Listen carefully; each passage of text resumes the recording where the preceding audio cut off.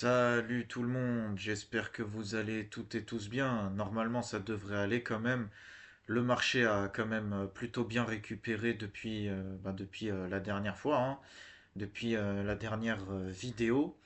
Donc aujourd'hui, petite présentation de XRP. XRP qui est donc l'une de mes plus grosses positions avec Bitance Ortao. J'ai très bien fait d'en acheter. Moi, sans me la raconter, j'ai commencé à en acheter quand il y avait encore les soucis avec la SEC, qui est le gendarme financier aux États-Unis, un peu l'équivalent de l'AMF et de la DGCCRF ici en France. Donc, le souci à l'époque, c'était de savoir est-ce qu'il s'agit d'une commodity ou est-ce qu'il s'agit d'une security. En gros, c'est une matière première ou c'est un titre financier. Et comme quoi, là, l'entreprise émettrice du XRP, donc Ripple, aurait vendu des titres financiers sans l'enregistrer auprès de la SEC. Voilà donc le souci, ça a duré de décembre 2020 jusqu'à l'été de cette année, où finalement ça s'est conclu avec une petite amende qui a été ramenée à 100 et quelques millions de dollars. Et XRP a été bien enregistrée comme une commodity. Et elle est là la vraie victoire pour à la fois l'entreprise Ripple, mais également pour tout l'écosystème de crypto-monnaies. Car ce que ça signifie, c'est que tous les tokens de paiement seront enregistrés comme des commodities. Ce qui fait que, bah, déjà, pour en revenir à mon parcours, je te disais que j'avais bien fait d'en acheter parce que oui, il était retombé à quelques dizaines de centimes à cause de ces problèmes-là. Même au bull run de 2021, il n'a même pas pu performer correctement. Il n'a même pas été chercher son vrai ATH de 2017 qui était de 3,5 $ et qu'il a cherché donc, qu'il n'a cherché qu'en 2024, fin 2024, début 2025. Et faut savoir que beaucoup de gens, par manque de culture en crypto-monnaie, pensaient que les 1,5 $ qu'il avait touché en 2021, c'était son ATH. Mais non, ça c'était son faux ATH. Donc voilà, moi j'ai bien fait d'en acheter puisque ça m'a aidé justement à tenir moralement quand on s'est mangé des grosses corrections, donc en avril 2025 et même dernièrement. J'ai commencé à en accumuler quand il était à quelques dizaines de centimes. Puis après, bon, j'ai recartouché quand il était aux alentours des. Quand il y a eu les corrections et qu'il était aux alentours des 2 $. Mon prix moyen d'achat n'est plus à quelques dizaines de centimes maintenant, mais je m'en fous. C'est quand même un token sur lequel je suis toujours gagnant. Donc voilà pour la petite histoire. Donc XRP, il faut savoir que ça utilise la norme ISO 222. Donc c'est une norme pour les systèmes de paiement pour que ça aille beaucoup plus vite et l'objectif c'est justement de pallier aux carences du système de réseau international qui est SWIFT, qui a des frais de transfert, des frais de transaction pardon, élevés, qui est lent, il faut attendre plusieurs jours, en plus des jours ouvrés. Hein, évidemment, il n'y a pas de système de blockchain, c'est pas du 24 heures sur 24, non, c'est voilà, c'est des jours ouvrés, des jours travaillés, donc on compte même pas le week-end, évidemment. Voilà, il y a tous ces problèmes-là. C'est vraiment le but de la création de XRP, c'est vraiment d'instantanéiser et d'abaisser les frais des paiements. Voilà, de pouvoir transférer les paiements d'une devise à l'autre. Genre par exemple, je suis une entreprise en France et je veux transférer 10 000, 100 000 balles euh, à Singapour, en Russie, en Chine ou quoi. Je les convertis, donc je convertis mes euros en XRP, je les envoie via la blockchain à Singapour ou en Russie, là, et puis je les change contre la monnaie locale, donc le rouble en Russie et je sais pas quoi à Singapour. Alors vous me direz, mais avec les autres crypto-monnaies, on peut faire ça aussi. Genre je peux le faire avec Ethereum, je peux le faire avec Solana. Oui mais non, parce qu'avec les autres cryptos, tu as besoin quand même d'une plateforme d'échange. Or, le XRP, Ripple, ça repose justement sur déjà, d'une part, le système de RippleNet qui a été lancé, il me semble, en 2012, tandis que le token XRP, c'est un ancien, ça a été lancé en 2013. Donc il y a le RippleNet qui est un espèce de réseau qui connecte les institutions financières et les banques à un système de messagerie en fait. Voilà. Ça relie les banques et les institutions financières entre elles. Et depuis, il y a une plateforme de paiement qui a été rajoutée à ce RippleNet, c'est le XRPL pour XRP Ledger. Donc voilà, ça sert de plateforme de paiement et ça permet justement les faibles coûts de transaction aussi. Donc en fait, si tu veux pour te la faire simple, RippleNet, c'est l'autoroute, le XRP Ledger, c'est la voiture, et le token XRP, c'est l'essence. Si on peut faire une petite métaphore comme ça. Et pour l'instant, c'est fonctionnel déjà dans une cinquantaine de pays. Et voilà, comme tu le vois, il n'y a pas besoin finalement de prestataires, d'échanges, notamment centralisés.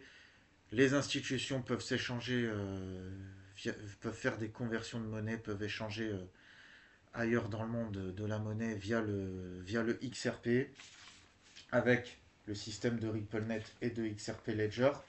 Sachant qu'en plus de ça, il n'y a pas très longtemps, il me semble que c'était il y a pile un an, en décembre 2024. Bon, c'est vrai, on est en novembre. Donc c'était pas il y a pile un an, mais presque. Il y a eu le lancement du RLUSD, qui est le stablecoin natif de Ripple, qui est déjà intégré au RippleNet et adossé à une infrastructure complète et qui a été approuvé par les États-Unis. Les États-Unis qui entre-temps ont mis en place leur Genius Act l'été dernier, qui pose un cadre légal à l'émission de tout ce qui est stablecoin et voilà, qui peut permettre le lancement de ce type-là de stablecoin pour peu que l'entreprise en question respecte certaines règles. Acheter des bons du trésor américain et ainsi de suite.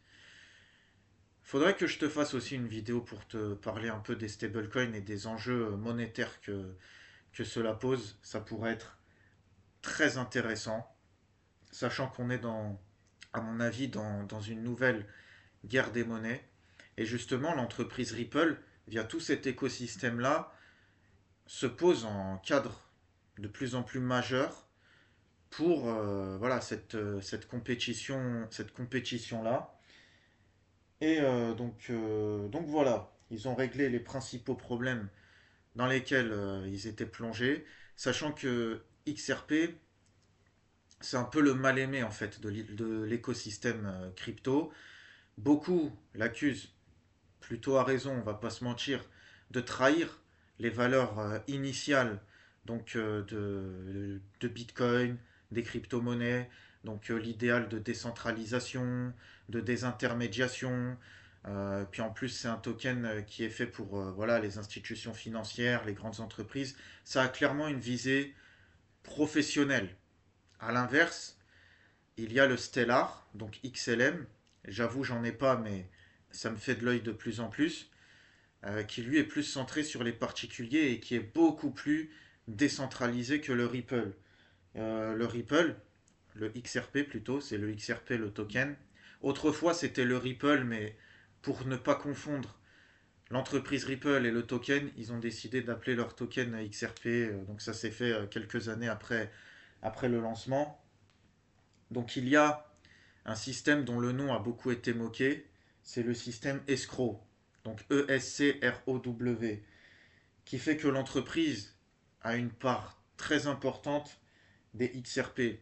Après moi, en ce qui me concerne, vu toutes les confirmations qu'on a eues ces derniers temps, j'avoue que ça me dérange pas plus que ça. Il y a d'autres boîtes qui ont lancé des crypto-monnaies et où la détention de leur crypto-monnaie est très concentrée. Je vois peu de gens reprocher la même chose à Binance, par exemple, avec le BNB, qui a très bien performé d'ailleurs. Bravo à ceux qui en ont. Maintenant, CZ l'a dit de sa propre bouche. Donc CZ, c'est le patron de Binance.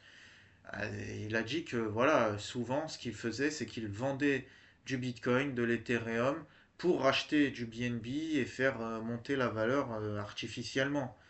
Donc voilà, il y a beaucoup de manipulations de ce style. Et c'est pas qu'avec Ripple, hein. Je suis désolé. Même si effectivement, bon, je peux comprendre qu'on soit rebuté par la centralisation élevée, c'est vrai, par l'adoption encore concentrée, par le fait que c'est une stratégie centrée sur les institutions financières, sur l'économie quand même traditionnelle. C'est vraiment le genre de projet qui va ramener l'économie traditionnelle au Web3, à la blockchain. Donc, moi, ce que j'en pense, c'est qu'il faut être un peu sur tous les tableaux. Il faut effectivement, pas de conseils financiers sur cette chaîne, je le rappelle, avoir du Bitcoin et d'autres crypto-monnaies beaucoup plus décentralisées, les stocker sur Cold Wallet, évidemment, histoire d'échapper un peu. En fait, il faut avoir un pied là, un pied là. Il faut avoir aussi des tokens comme XRP qui, eux, vont plus dans le sens, on va dire, du système financier traditionnel, parce que justement, ça peut lui en profiter. Et voilà, il faut savoir qu'il y a beaucoup de rumeurs comme quoi même le World Economic Forum serait favorable au développement de la norme ISO 222. Il y a beaucoup de choses comme ça, donc il faut s'intéresser à ce narratif-là. Donc en ce qui me concerne, moi j'essaye d'avoir un pied là, un pied là. Évidemment, si j'investis en crypto-monnaie, bon, c'est premièrement pour me faire du fric, je vais pas te mentir. Après, oui, il y a l'idéal de décentralisation, de désintermédiation, du fait d'échapper un petit peu au contrôle étatique qui s'accentue de plus en plus, hein, surtout chez nous en France. Bien évidemment, oui, ça compte beaucoup. Mais voilà, faut savoir aussi composer un petit peu avec le système. Bon, bah, c'est peut-être cynique, mais j'ai envie de te dire, les marchés n'ont pas de morale. C'est ainsi. Bon, voilà les amis, j'espère avoir été clair, précis, concis. J'ai pas envie de faire trop long pour expliquer c'est quoi le XRP. Ben voilà, ben comme je le disais tout à l'heure, en ce qui concerne les marchés, ça a l'air de reprendre. Tant mieux. Le shutdown est sur le point de toucher à sa fin. Bah, on s'est quand même fait peur la semaine dernière. On s'est fait peur, mais voilà, on est resté dans le train. On est resté dans la fusée du To the Moon, hein, dans la fusée direction la Lune, direction Mars même. On va bientôt rejoindre Elon Musk sur Mars, qui sait. Quoi qu'il en soit, si ça t'a plu, bah, je t'invite à laisser un pouce vers le haut, à t'abonner, à partager, commente pour me dire si jamais ben, tu es resté dans la fusée ou si ben, tu as sauté en parachute.